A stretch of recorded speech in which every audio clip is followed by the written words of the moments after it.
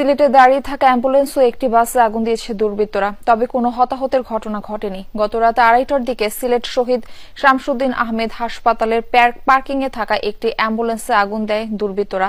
হাসপাতালে সিসিটিভি ফুটেজে দেখা যায় দুটি মোটরসাইকেলে 5 জন তরুণ প্রথমে পার্কিং এ প্রবেশ করে, পরে তাদের দেয়া আগুনে পুড়ে যায় অ্যাম্বুলেন্সটি। খবর পেয়ে ফায়ার সার্ভিস কর্মীরা ঘটনাস্থলে পৌঁছে আগুন নিয়ন্ত্রণে আনে। এছাড়া সিলেটের কুমারগাঁও বাস স্ট্যান্ডে দাঁড়িয়ে থাকা একটি বাসে আগুন দেয় দুর্বৃত্তরা। এদিকে ফেনীতে জুলাই শহীদের স্মরণে নির্মিত স্মৃতিস্তম্ভে আগুন দিয়েছে দুর্বৃত্তরা। এতে স্থানটির কিছু অংশ ক্ষতিগ্রস্ত হয়েছে। ভোরে শহরের মুক্ত বাজার এলাকায় এই ঘটনা ঘটে। মোবাইলে ধারণকৃত একটি ভিডিও সামাজিক যোগাযোগ মাধ্যমে ভাইরাল। তাতে দেখা যায় মুখে মাস্ক পরা দুর্বৃত্তরা কেরোসিন ঢেলে স্মৃতিস্তম্ভে আগুন দিয়ে পালিয়ে যাচ্ছে।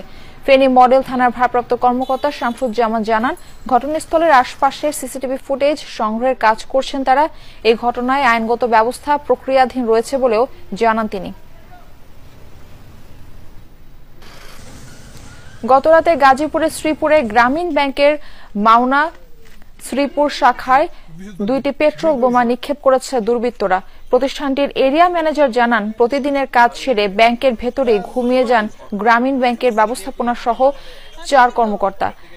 রাত 2:15টার দিকে বিকট শব্দে ঘুম ভেঙে যায়। পরে আশপাশের লোকজন এগিয়ে আসলে বাইরে গিয়ে মূল ফটকে আগুন দেখতে পান। তবে এই ঘটনায় প্রতিষ্ঠানের সাইনবোর্ড পুড়িয়ে গেলেও অন্য কোনো ক্ষয়ক্ষতি হয়নি। এই ঘটনায় ঊর্ধ্বতন কর্তৃপক্ষের সাথে আলোচনা করে আইনগত ব্যবস্থা নেওয়া হবে বলে জানিয়েছেন তিনি। বগুড়ার শেরপুর উপজেলায় গ্রামীণ ব্যাংকের একটি শাখায় আগুন দিয়েছে দুর্বৃত্তরা। শনিবার রাতে শাখাটির সীমানা প্রাচীরের বাইরে থেকে ব্যাংকের সাইনবোর্ডে আগুন দেওয়া হয়। সামাজিক যোগাযোগ মাধ্যমে ছড়িয়ে পড়া একটি ভিডিও ফুটেজে দেখা যায় এক যুবক লম্বা একটি লগের মাথায় আগুন জ্বালিয়ে গ্রামীণ ব্যাংকের এই শাখার সাইনবোর্ডে আগুন ধরিয়ে দিচ্ছেন, আর পাশে থাকা আরেক যুবক সেটির ভিডিও ধারণ করছেন। ঘটনায় জড়িতদের শনাক্ত ও আইনের আওতায় আনতে কাজ চলছে বলেও জানিয়েছে পুলিশ।